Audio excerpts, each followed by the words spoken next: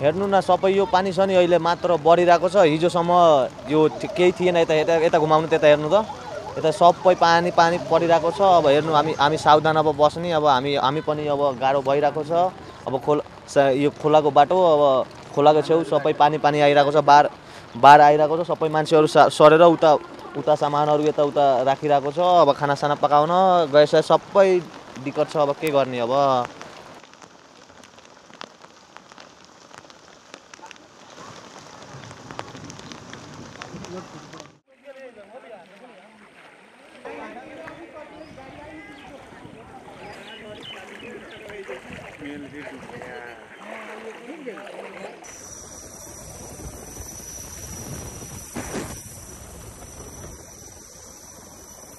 देखिको जुन किसिमको चाहिँ अब बाढी को कारणले जुन किसिमको चाहिँ डुबान भएको छ ती ठाउँहरूमा अब हामीले चाहिँ अब हाई अलर्टमा चाहिँ अब बस्नुपर्छ।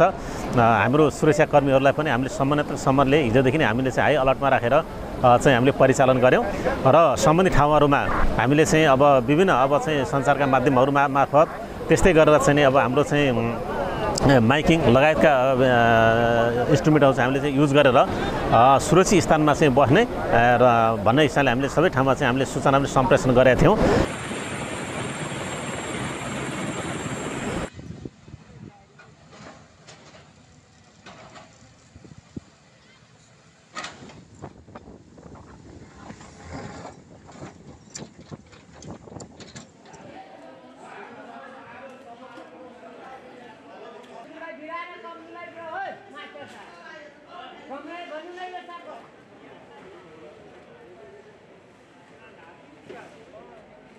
क्षति त भइहाल्यो। त्यो पूर्व जानकारी भएको हुनाले हामीले केही सामानहरू सुरक्षित ठाउँमा राख्न सक्यौँ। क्षति कम भयो। अब तपाईँको अरू क्षति भनेको व्यवसाय गर्न मिलेन, हाम्रो समय वेस्टेज गयो। अब तपाईँको बाँकी सामानहरू पनि सबै अब असुरक्षित भए। अब अलि फोहोर भयो, त्यो बेच्ने कुरो आएन।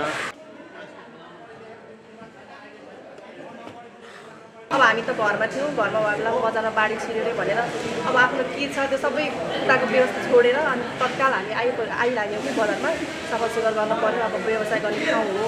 अब यसलाई व्यवस्था सफासुग्घर गरेन भने भोलि अब हामीले व्यवसाय गर्न पाइँदैन।